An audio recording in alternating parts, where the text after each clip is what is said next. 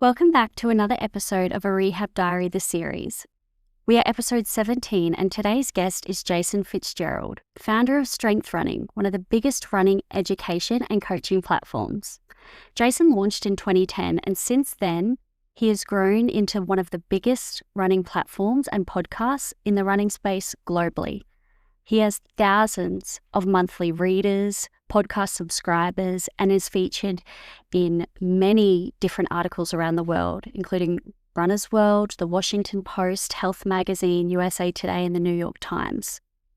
Jason also hosts the Strength Running podcast, one of the most listened to running podcasts in America, with millions of downloads and recommendations from leading voices all around the running world. What I love about Jason's approach is that it's more than just running. It's about building durable runners through education, through awareness, through smarter programming, through moving the needle between strength training and running, recovery, mindset, long-term performance, and the support that it really fosters the foundation of an athlete. Jason's passion for developing his coaching platform, podcast, and business was shaped by his own experience being an athlete. This helped personalize his coaching business. It helped him understand the importance and need for awareness and education of your body, to have the tools, to have the coach, to have the mindset involved in achieving what you're capable of when it comes to running, and redistributing all of those learned skills into different aspects of your life to not only become an incredible athlete, but also to become a high-level human being. And today you're going to hear from Jason himself all of the different tips and tricks and aspects it took for him to run some of the marathons that he did, and how he channels that into his coaching businesses and into his athletes personally. It was an absolute pleasure speaking with Jason today, and I know so many of my listeners are runners, and they're going to take so much from today. So without further ado, we welcome Jason to the podcast. Jason, welcome to the podcast.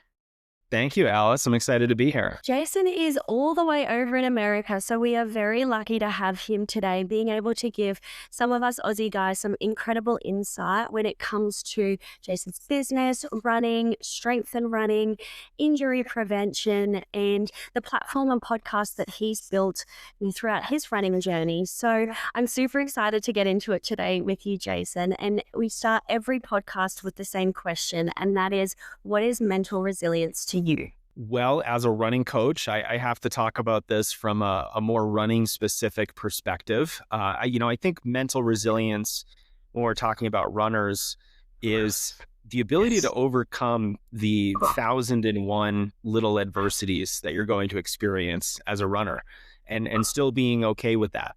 So everything from it's really hot today and I don't want to run, to this workout's not going as well as I thought it was going to go, to I just got injured and what am I going to do now? All of these are examples of when a runner really needs mental resilience so that they can focus on staying consistent, so they can focus on getting healthy and their performances. So, you'd probably get 10 different answers from 10 different coaches if you ask this question. But I think at the end of the day, mental resilience is mental flexibility. It's the ability to navigate adversity, navigate obstacles, and still accomplish your goals at the end of the day, despite those obstacles. I love that word, mental flexibility, that you use. I ask a lot of people this question, and every time I get such a different answer. And your answer is particularly unique, because when you think about resilience, it's not hard set. It is flexible. It needs to be able to mold and adapt to the different environments and stages that we're in. And if we use, running as an example, given that's the topic we're going to talk about, there are so many different things that can, present as a sense of resistance when it comes to running, regardless of the different situation, whether that's, the weather that changes every day, our body that changes every day, whether we are navigating injury or illness. Those are all the different components that, when it comes to mental resilience, that flexibility allows us to adapt and then develop the strategies to, apply to all those different areas and improve that resistance. So I really like what you said there about that.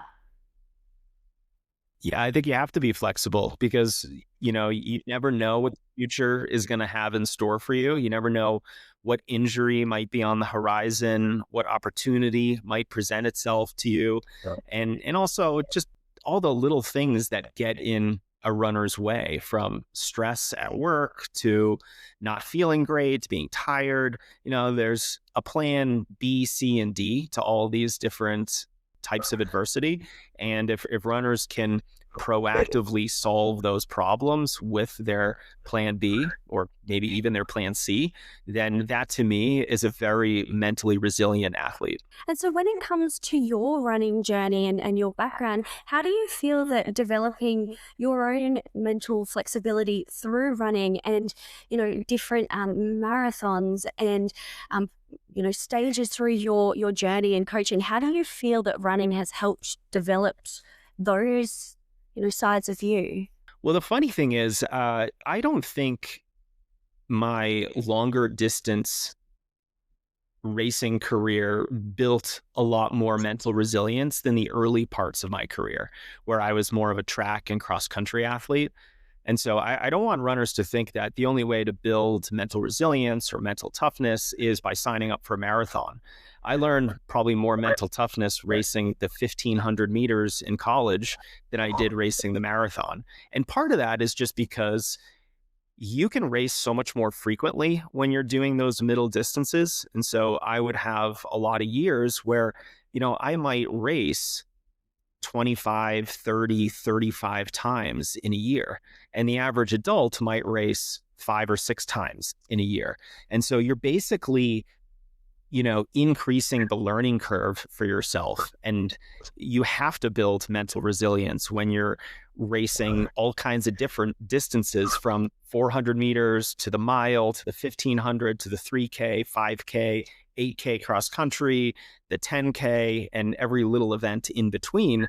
You have to have a lot of physical flexibility to be good at those distances, but also just the mental resilience to race almost every week, on a week in, week out basis. Sometimes you might be running 2 races in one track meet. Sometimes you might be running 3 races in a week. A lot of high school runners will resonate with that experience. And so those experiences provided me with a lot more mental resilience than training for, say, a marathon when I was 4 years out of school.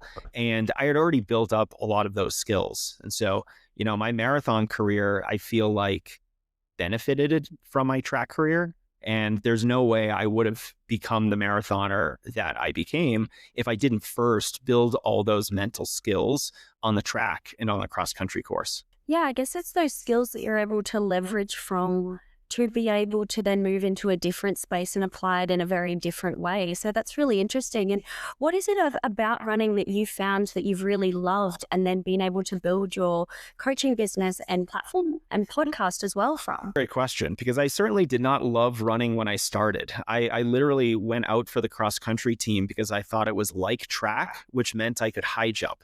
But as anyone who understands cross country knows, you show up and it's just a lot of running. That's all you're doing. And so, I was the, 14, 13-year-old kid in basketball shoes who had no idea what he was doing.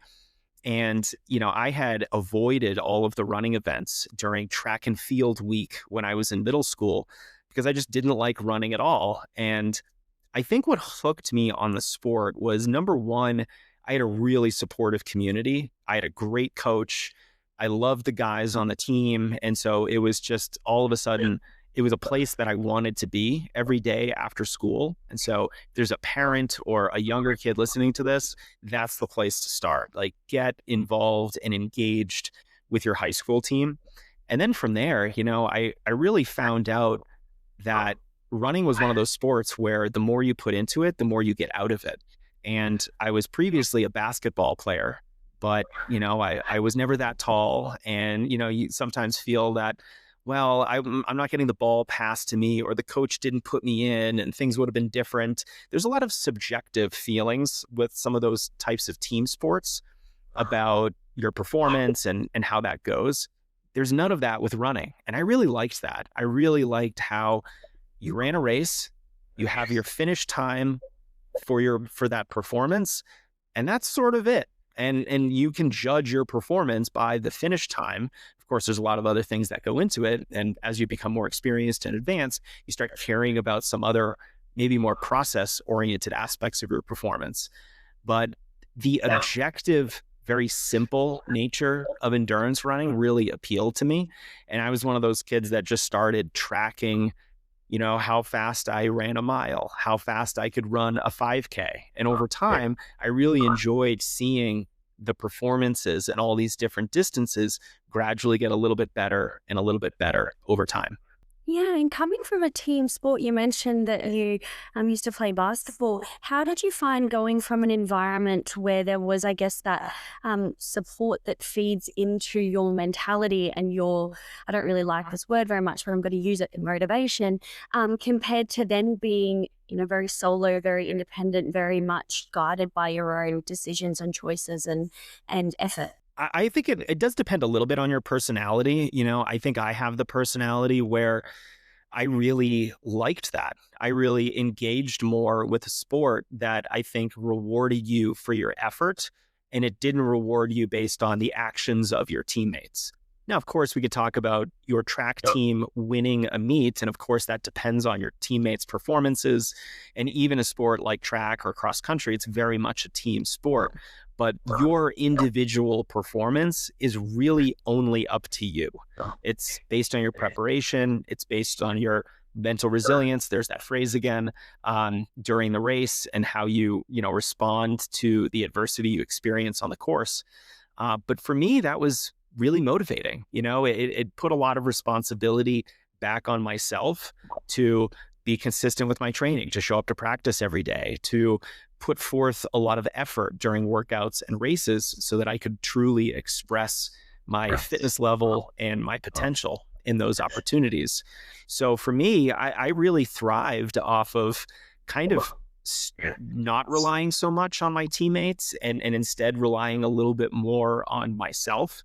Of course, as a freshman in high school, when I first started running, I couldn't really rely on myself too much because I was a beginner and I wasn't very good, and things were, getting better for me over time. But I very quickly got addicted to progress. I just like seeing my race performances get a little bit better. I like seeing my workouts improve. I liked being able to run a little bit more weekly mileage from week to week. And so I was able to both look at the race performances as well as what I was doing in training. And I was able to see progress on both fronts. And that to me was very exciting. I really engaged with the sport more than I did than with basketball, precisely because of that. What I find when I treat a lot of athletes is that when you look at somebody that has, I guess, developed from that adolescent through the stages of their life, is that solidifying that early, you can take that into any avenue. I think sometimes when you are in an environment that you rely on other people in a sense of, driving that passion, driving that effort, you lose that ability, or you don't strengthen that ability as much if you haven't done it yourself. And what I find with when I treat a lot of athletes is that they have that very similar mindset. They've done something, I'll say something, whether it's sport, whether it's business, whatever that may be, where they are a very solo, independent driver of their actions for a period of time, and then they take that into other avenues, sports, etc. That's something that I feel there is quite a decent contrast with regards to different athletes that I treat. Yeah, I would agree with you there. And, if you're an employer, it's probably a really good idea to hire endurance runners precisely because of this. We tend to have high levels of self-efficacy. A sports psychologist would say that, yeah, if you're a distance runner, you probably have high levels of self-efficacy, which is a type of self-confidence. It's the belief that you can set a goal, create a plan, and then go and execute on that plan and accomplish your goal. So if you're trying to run a Boston qualifying marathon, or you'd like to get your marathon time under 3 hours, or you'd like to start a business or undergo any sort of big, life moment like that, distance run is going to be a really good education because it's going to teach you to be methodical. It's going to teach you to think long term. It's going to teach you the self-efficacy to believe in your ability to go and execute on that goal and accomplish that goal. And, early in my career, before strength running, when I was actually interviewing for jobs, it was really interesting because a lot of hiring managers would tell me, we like hiring runners because they're ambitious, they work hard, they tend to, just sort of set these goals and go and accomplish them. And I think it's because the sport itself prepares you for this type of activity, thinking long term, creating a plan, and then executing on that plan over the long term and staying motivated, even when you experience adversity, even when things don't go your way, or you might experience a setback. These things happen with almost any goal that you might set.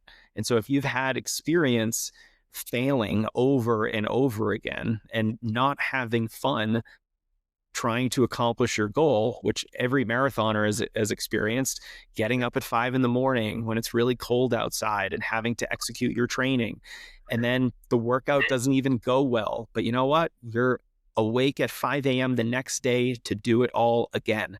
That is exactly the kind of person who's going to be successful, outside of running in almost any endeavor in life. I completely agree. See, growing up, my sport was squash, which is super independent, and it's you can have the goal, and the goal may be going over to New Zealand and competing over there, but it's the day-to-day 4:30 wake ups, the meeting the coach at the corner. Mum would drop me off. It's those things that you have to continuously navigate and focus on or prioritize, because the end thing will eventuate. It will come, but it's that ability to have that mental flexibility and to try and navigate the resistance and every day, and the difference between every day that pops up. So, and how have you found coaching that in your business? How have you found coaching the behaviors and the patterns? I think everyone's they're coming to you because they have a purpose, they have a goal, and it's usually associated with running. But how do you find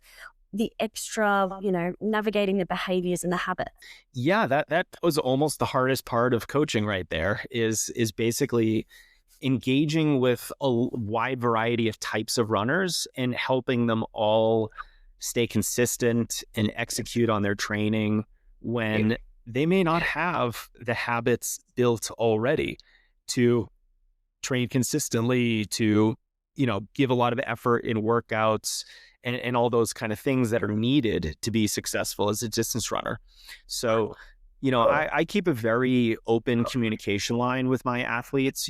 I'm here as a resource to help you be successful. So, how can I do that? Can we come up with a schedule that might be unorthodox? It might look different than a standard training plan you might download for free on the internet, but it works with you and your schedule. I recently, earlier today, had a coaching call with a runner who does her long runs on Wednesdays, her workouts on Saturdays, and she has to keep Thursday and Friday under a certain mileage level because that's what her professional and family schedule looks like. And so trying to fit a square peg into a round hole is probably the number one way to sabotage the behaviors and the habits that you need to be successful as a runner. So I think a lot of it comes down to the schedule itself. Is there a schedule that not only reflects the free time that you have available, but also, reflects when you are energetic? If you are someone also who might have all the free time in the world on Sunday, but you dedicate Sunday to your faith, well, you don't have the energy for training on a Sunday. So we need to find a different schedule that works for you.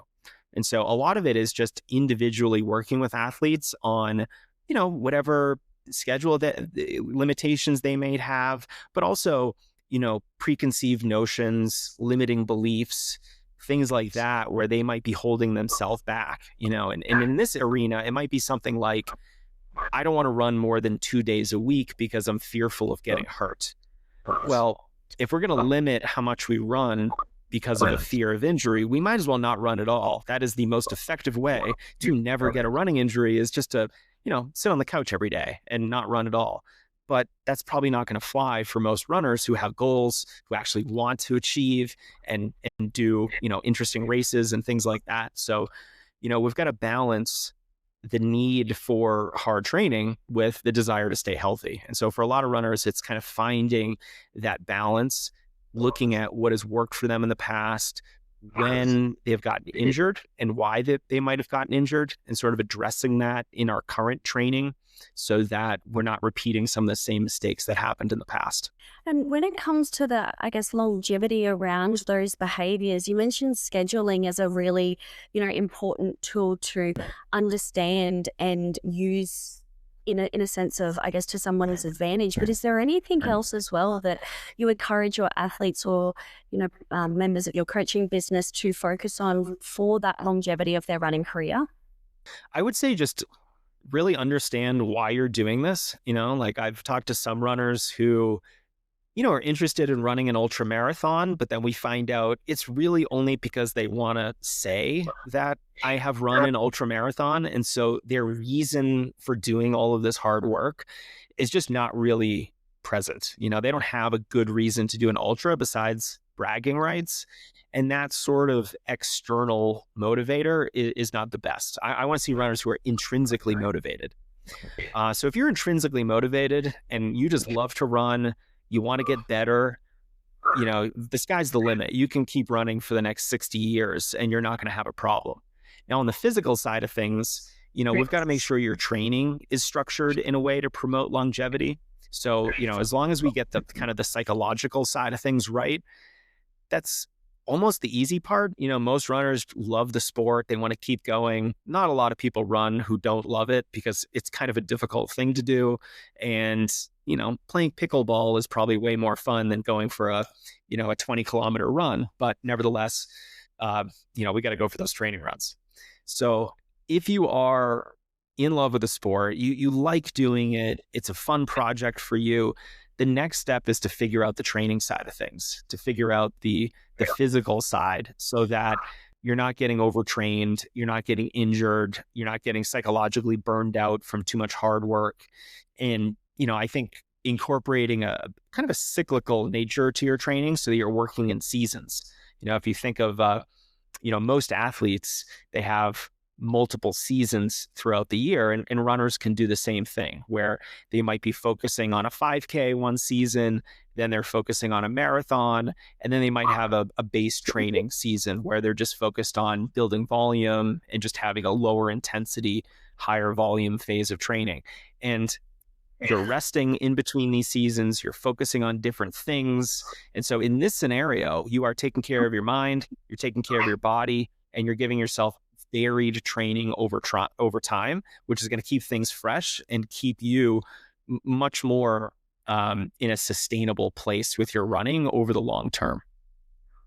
And it's about letting our body adapt over those different varieties of training. Our body can't simply change overnight. And I think sometimes when we have a goal and we have more so a passion, there's that expectation that we should be making leaps and bounds. But when you look at time and consistency and adaptation, whether it's from a muscular point of view, a tendon point of view, a mental point of view, we need to have that time where our body adjusts. And I think that's where, with what you've been able to achieve with your business and really bringing in and moving the needle when it comes to strength training and how that is beneficial for runners. Talk to us a little bit about how you've found that incorporating that into your coaching and yourself has really helped, progress your running, prevent injuries, improve different components of your running. Well, it's been a long time coming. I did not always believe that strength training was a good idea for runners, but then I saw the light and things haven't been the same since. So when I was a competitive runner myself, 20 years ago, I didn't really think runners needed to do much strength training at all. Like we are obviously working our legs out a lot on a daily basis. And I didn't see the true benefit. But the science is abundantly clear that strength training is really good for runners.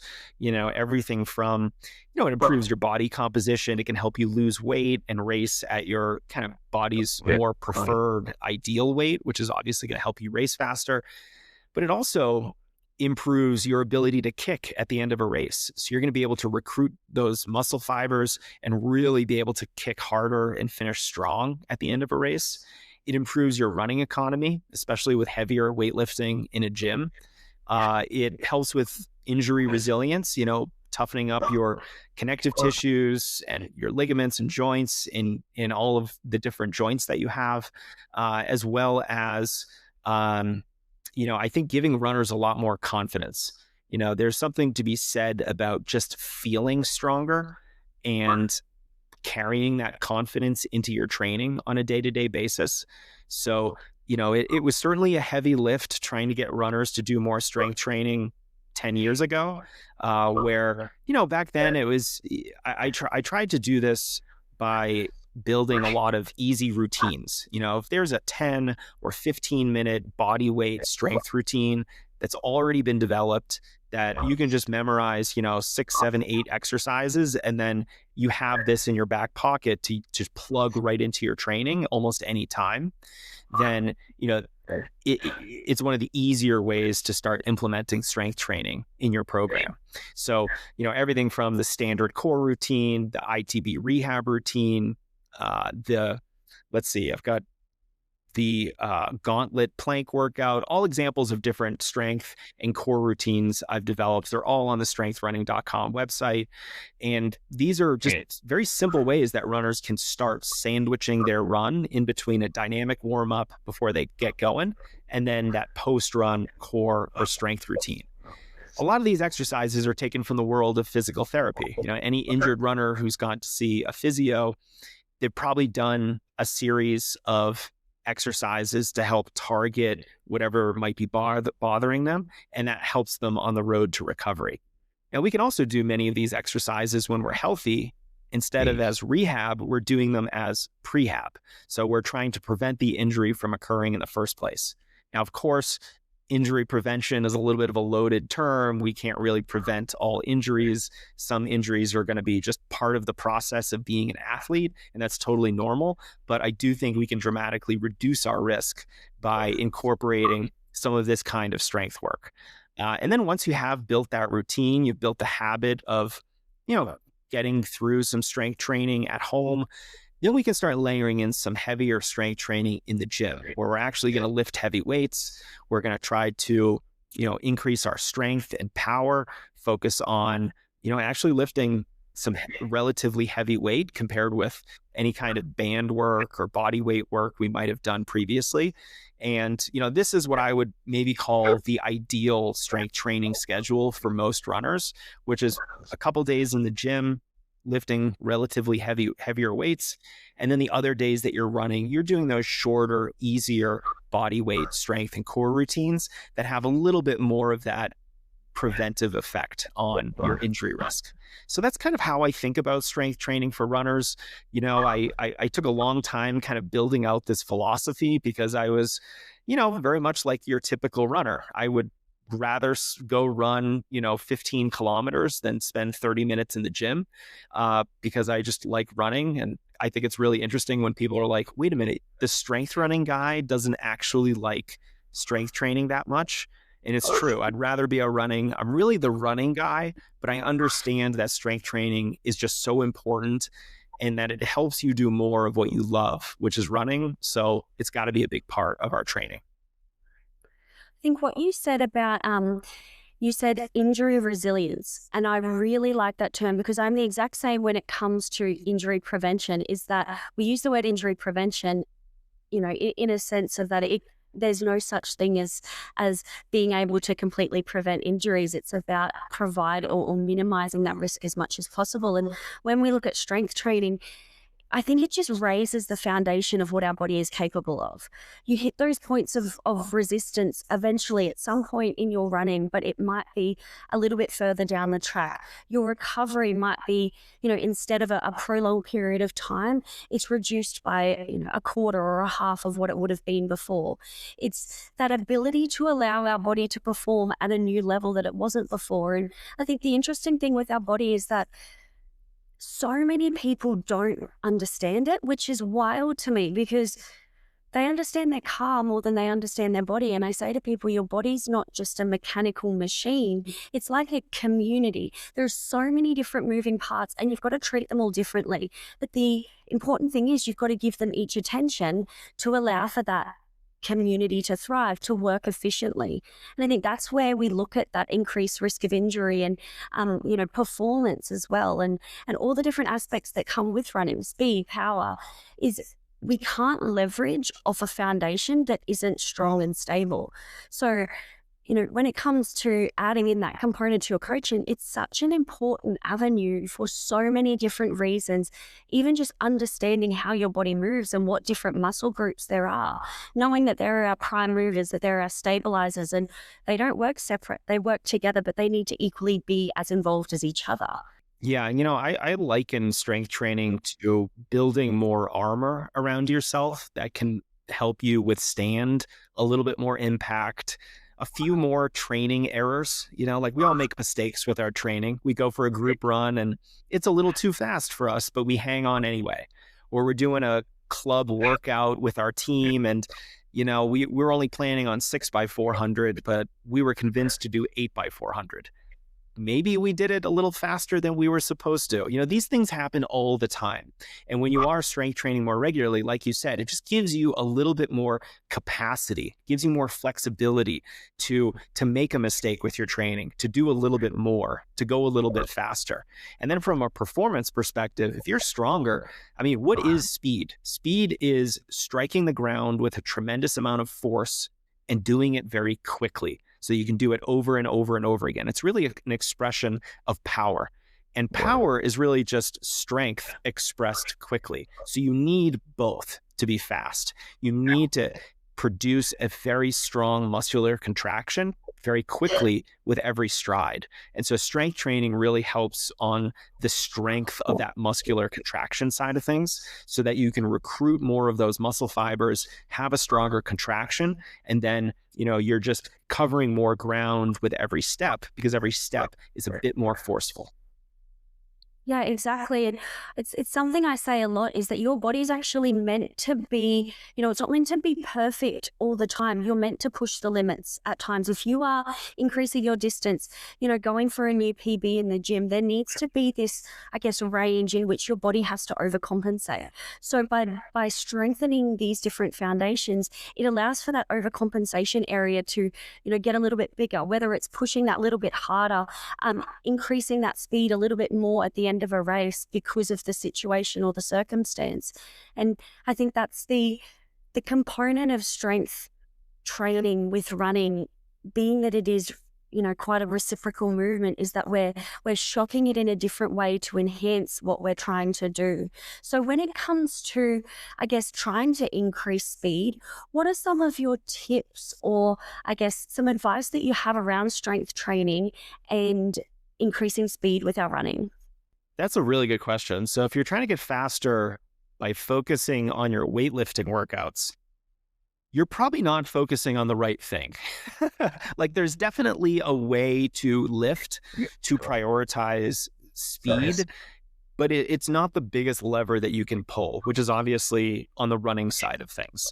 But I will say that if you are in the weight room, there's a couple things you can do that will ensure the strength that you're building translates to speed on the track or out on the race course. Number one is lift heavy weight. So if you're doing, 15 repetitions and you're doing 5 sets of that with whatever low weight that is, that's not hard enough to really engage as many of your muscle fibers as possible. Think of like a very heavy squat or deadlift or any variation of those weightlifting movements as like a sprint. And the closer you get to a 1 rep max, that is very similar to a maximum speed sprint. And so if you want to be able to kind of get some of those benefits of muscle fiber recruitment, we've got to get close to our 1 rep max. Now, I'm also a believer that runners don't have to kill themselves in the weight room. So don't think you even have to, do 1 rep maxes very often. You definitely do not have to. And I would argue that the movements themselves are just as important as the weight that you're doing. So don't get bogged down in, oh, Jason said I've got to lift super heavy weight all the time. You don't. I prefer you to be cautious, but it is one avenue for helping translate your strength into speed.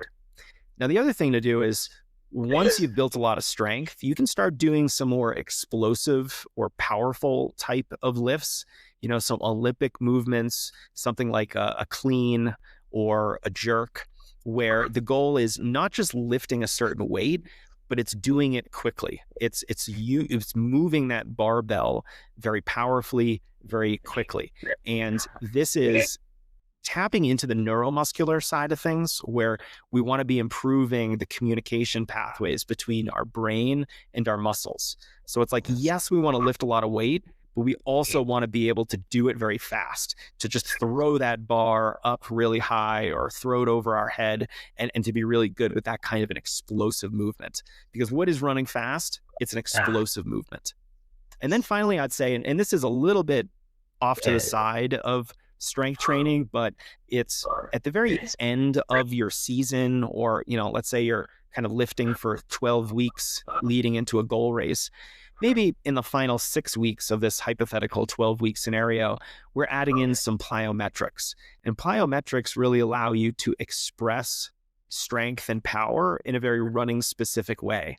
And plyos are really basically a series of hops or jumps or landings, where you are focused on producing and absorbing a lot of force. So those would be the three things that I would say to focus on if you want to be in the gym becoming a faster runner, and you want to avoid some of the mistakes like lifting for endurance with all those high reps and low weight. Focus on the heavy weight, focus on some explosive movements, and then of course add some plyometrics to put a bow on it and tie everything together.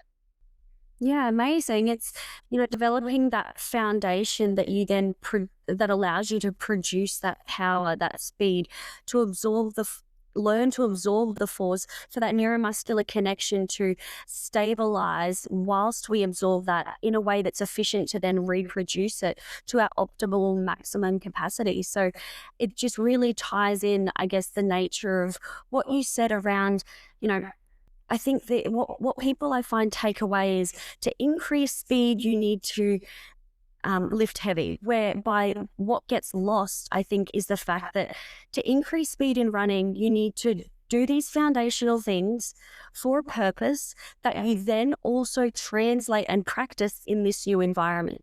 And that's where I think sometimes people look for that quick fix or that one-off solution, whereby you still have to, if you want to increase your speed, you still have to go out onto the track and relay what you've then built and I guess foundationally reinforced in that space with your strength, your power, your heavy lifting, your plyos, into then an actual running scenario. Because I think that's where sometimes, injuries tend to rear their ugly head, is where we do so much of one thing, but we don't actually practice or tie it all in with that, like you said, that nice bow. So I guess tell us a little bit about some of the practical strategies you have with regards to preventing injuries. Yeah, good question. I think the number one way you prevent injury is actually not strength training. It's making sure that your running training itself is structured really well. So, you could be doing the best physical therapy exercises, and you're getting in the gym and you're getting stronger, but none of that is going to save you from a 100-mile training week when you are simply not ready to run 100 miles in a week, or something like that. If you're currently running 40 kilometers in a week and next week you run 100 kilometers, you're probably going to get hurt no matter what. So number one is, let's eliminate really big training errors, dramatic spikes in either intensity or volume. And there was a really interesting study that was recently published that looked at your prior 30 days of running, and they found that if you exceeded the distance of your last long run by 10% or more, there was this dose-dependent relationship to your injury risk. So in other words, the longer you went beyond your last longest run, beyond 10%, your injury risk just exponentially got higher and higher and higher. So in other words, if your longest run of the last month was, say, 16 kilometers, you probably don't want to run more than 18 kilometers for your next longest run.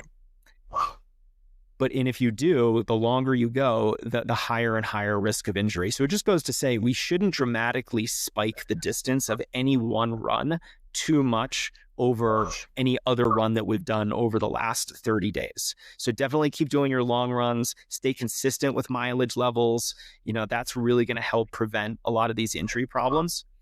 Now, if there was one kind of running that probably was the riskiest in terms of injury risk, it's probably intensity or running fast. This is where you're experiencing a tremendously higher load, a lot more impact, and a lot more stress that your body is going to be under. So be a little more conservative with how fast you run your workouts. Be a little conservative with how fast you run your easy runs and your recovery runs. I like to have runners run appropriate paces, be really consistent with mileage levels and increasing that mileage gradually over time. Let's supplement with a lot of cross training. Let's do, the strength training kind of scenario that we talked about before with some of those easier body weight routines. And then also some of those, more dedicated, heavier lifting days in the gym. And if you can be a little bit conservative with intensity, if you can be gradual with mileage increases, and then expose yourself to all those different ranges of motion that you get with strength training, with cross training, you're getting stronger from the strength training, you're warming up dynamically for all your runs. This runner is going to have a much lower risk of injury than another runner who, isn't doing the strength training, but then also, maybe is inconsistent with their training, so that they might do a workout one week, then no workout the week after.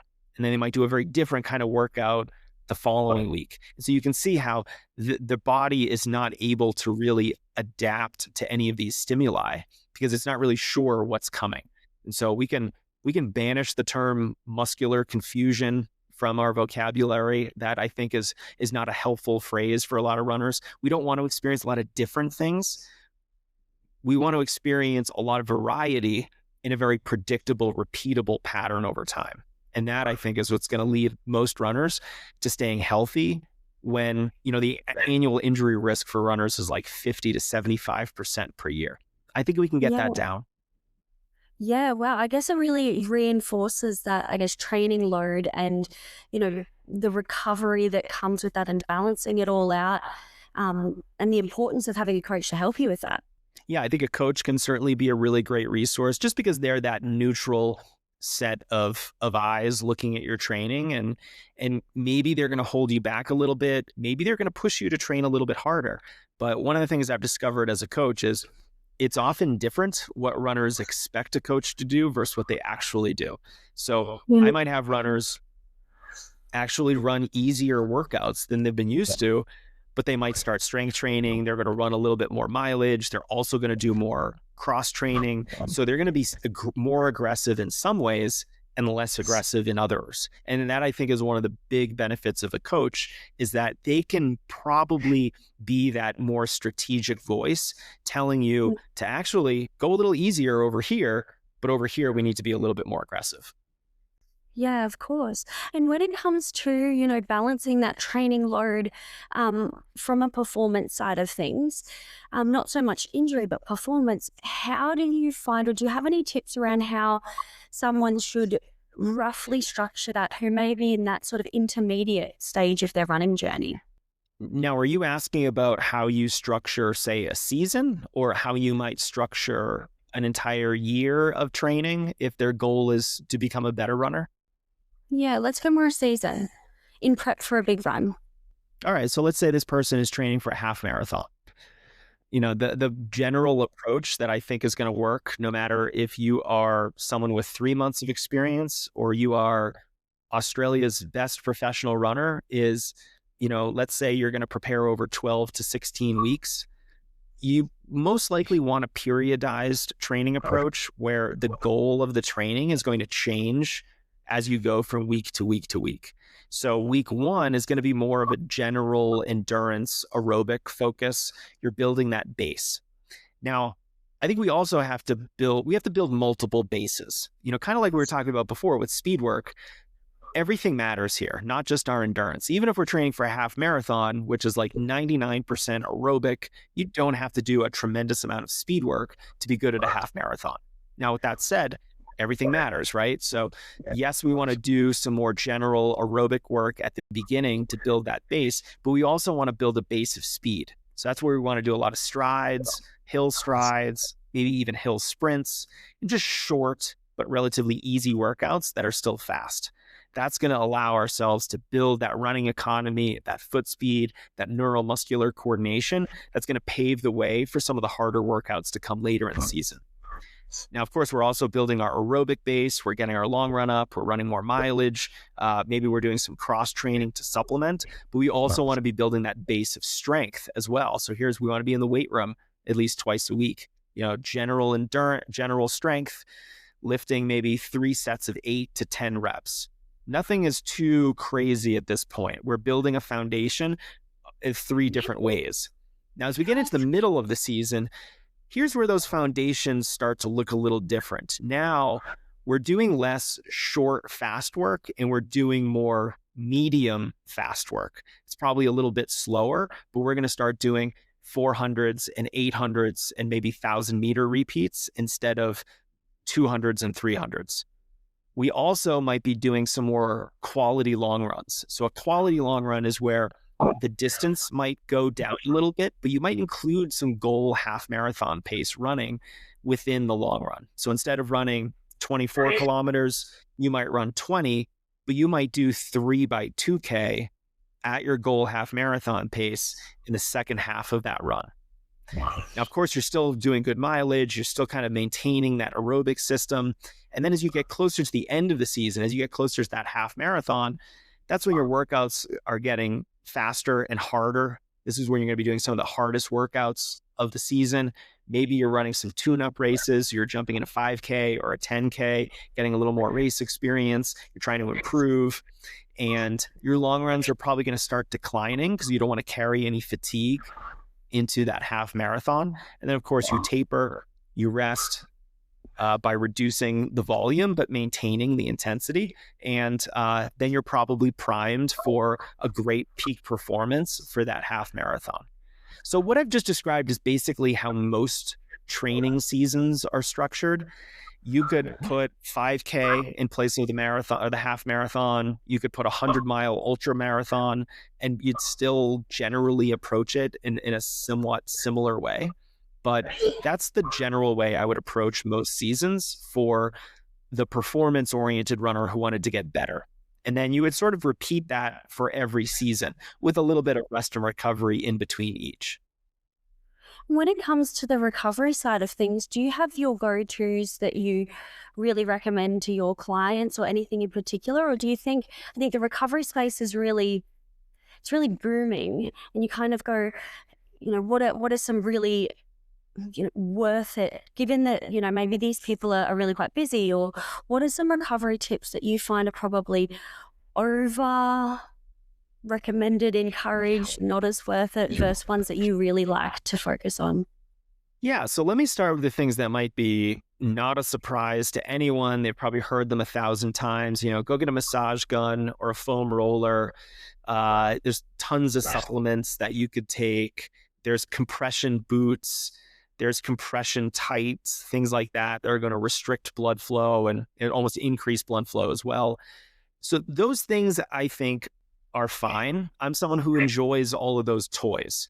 I'm looking at my foam roller over there. I've got a fancy one in the corner of my room. I like this stuff, and it's going to help you feel good. But we also have to remember that recovery is a natural process that happens when we're sitting on the couch watching our favorite TV show at the end of the day. It is just what our bodies do to get back to homeostasis, to get back to neutral. So we don't have to do a ton when it comes to recovery. We just have to avoid some mistakes. So number one is, let's give ourselves enough time to recover. You are never going to recover from a marathon in a day, no matter how many ice baths you take or cold plunges. No, there's no way to kind of short circuit physiology. So we can't hasten that process too much. So give yourself enough time. Understand that you can't most likely do 2 workouts on back-to-back days. That's actually a very advanced training strategy that some pro runners do, but I would say for 99% of us, that's a bad idea. We can't out-recover poor training. So I think the recovery side of things starts with our training, just like the injury prevention side of things starts with the training. Let's not try to recover from something that we never should have done in the first place. Like that earlier, kind of funny example I said is, well, if your, longest run was 10 kilometers, let's not go for a 30-kilometer run this weekend because you're probably going to get hurt.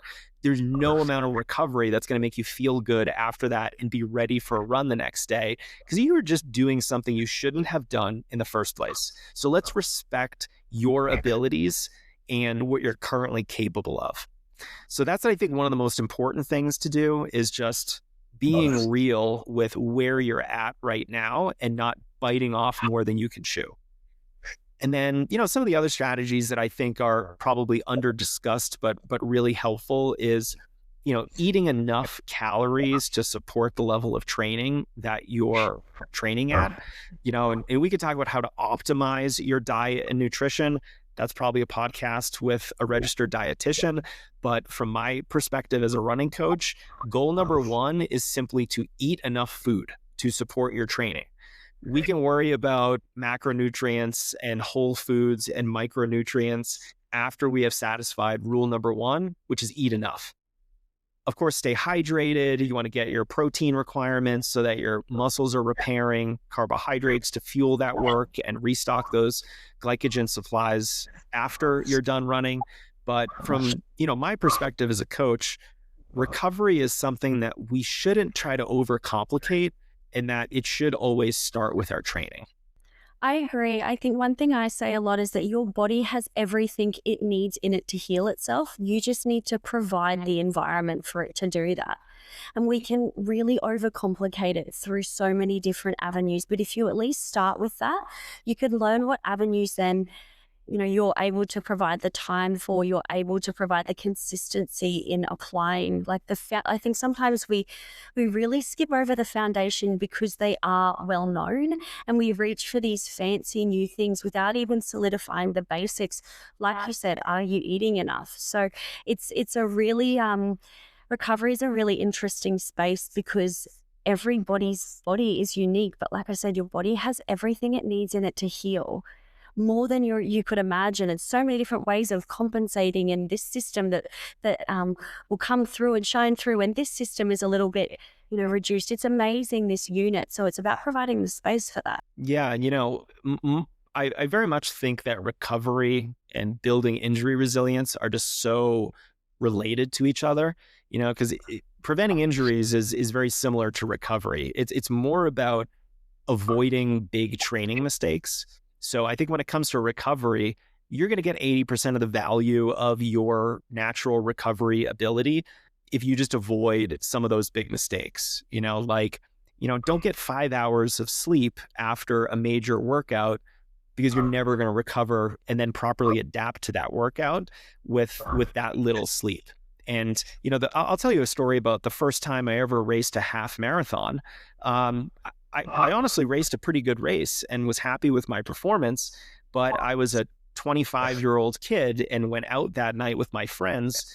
And one of my friends was a bartender at the time. She made me 5 dirty martinis, and I did not recover well after that half marathon because I had simply drank too many cocktails the night before. So again, just like an obvious example of you didn't recover, not because you didn't stay hydrated the day before, because you didn't eat enough, you did the post-run mobility routine. I checked all these boxes, but I went out and I got drunk that night. And you know what? That wasn't good for my recovery. And so what a great example of sometimes it's the simplest but dumbest choices we make that really impact our recovery. How did you go with that marathon? I'm just curious.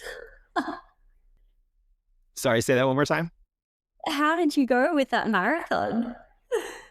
Well, it was a half marathon, and Well, the how, yeah, but still. it it went really well for myself. I didn't take the rest of the day seriously like I should have, and I think that was my track runner mindset of recovery isn't as important when you're racing 800 meters or the 3,000 because you haven't put your body through as much stress. And so you're going to bounce back from those races a lot more frequently, which is why you can race them more frequently. And, I think they're more fun because of that. But, I was not respecting the distance of the half marathon and the damage it was going to do to my body because, oh boy, the next day was not fun for me after a half and all those martinis for sure. A half and a hangover. That's not two things you probably want to put together. Not recommended, no. Well, that's funny. But I think one thing I'd just like to point out that I think you've said, or that I've kind of gathered from what you've said, is that sometimes when it comes to, incorporating someone like a physio with regards to your running and with your running coach, is that it doesn't start and end with rehab. It is a component that is necessary for certain periods of time on the back end of all the other stuff that you do. And I think sometimes people think that if they're doing this preventative style rehab, it's just going to magically reduce their risk of injury. And it's not. It's the education, the awareness, the balancing, the training load, the performance recovery, the integration of both people. But when you think about rehab and a physio with regards to your running journey, it's a tiny little component of what, say, you might do with someone throughout their different stages of their career. And I think sometimes when it comes to health professionals, and especially when there's injuries, is that we focus so much on rehab, but we actually take away from, reintroducing core components of running and strength training and actually doing the movements. We separate the two when in actual fact it should be this little supplement on the back end of everything that you do with regards to your training. So I think that's just something that I've taken that I think I've just had that moment of reflection in a sense of, you see it a lot, but I think it's just, talking with yourself and with what you do with your coaching business, it should be that little adjunct that's almost, it's not the important component, even though it is, if that makes sense. It's the little piece of the puzzle that allows you to fool the big puzzle. So, I think I'd love to just sort of wrap things up with a little bit about, with your coaching business and where you see it going in your podcast and where you see that going, because it's an incredible platform full of so much knowledge around, the human body and doing it in a way that's not, the way to run a marathon is this. It's building systems and education and strategies that work for the person. So I'd love to know what's next for you in that space. Oh man, what's next for me? That is a great question. Well, I have spent the last 15 years building strength running, everything from the strength running podcast to our YouTube channel, all the different courses and training programs that we offer. I will continue to do what I have been doing, which is trying to elevate the running community by elevating runners' performances and helping them achieve their goals. So, one of the things that I do regularly that is coming up for me and part of the strength running community is that I'm going through all of the training programs that we've published over the last 12 years or so, and updating a lot of the training plans in those programs, just because we know a little bit more now about different training strategies and how to better prepare runners for different types of races. And so I'm someone who thinks that if you buy a training program, then that training program should sort of stay updated over time. And I'm someone who thankfully can do that for my athletes. So anyone who's purchased any training program of mine that has a library of training plans included, those are all going to get updated soon. But, at the end of the day, I want to keep doing what I've always been doing, which is helping runners improve, helping them get better. I am 42 years old now. So when I started strength running, I was, I was 26. And so I was in the peak of my running career. I had not even run my marathon PR at that point. And now, after 3 kids and, reaching 42 years of age, I'm no longer as competitive as I once was. So I actually get more excited now about helping runners set their own personal bests than I do about my own personal running. I'm not gonna run, any more PRs on the track like I used to in my 20s. I really run my 20s out of all that competitive juice that I had. So I am so excited about continuing to help runners level up their performances, and I'm gonna be doing that video through our email list and on the podcast for years to come. That's incredible. And I know so many of our listeners, and it ranges from, athlete to Gen Pop to health professional to surgeon. There's just this amazing array of people when it comes to our listeners. And I know, from everything that you've spoken about today and your way of discussing it with everybody, it's really incredible, I think, what you've done in that space, how you've moved the needle when it comes to integrating and controlling and understanding strength training and running, how we need that from a longevity point of view, what that can do for our mental flexibility, how we can take that from a, I'm going to use your words again because I love them, injury resilience point of view, and actually package that up, to progress through those different seasons through your life, like exactly what you're doing now. So I think it's a really amazing platform because, you have one thing, and that is you've been there and done it. You've been out there, you know what it feels like, the resistance that can pop up, you have the experience to be able to alter that to different people and different demographics and different ranges of people through their careers with running. So I think it's an incredible platform what you are building, and yeah, I'm excited for people to listen to this because running is growing so much in Australia. I'm excited for people to listen to this and be able to continue to follow that along in your space. Well, amazing. Thanks so much for having me, Alice. I really appreciate the kind words. And thanks again for such a good conversation about my favorite topic, which is being a running nerd and helping runners improve and get better. Thank you so much, Jason. Thank you. A Rehab Diary. This series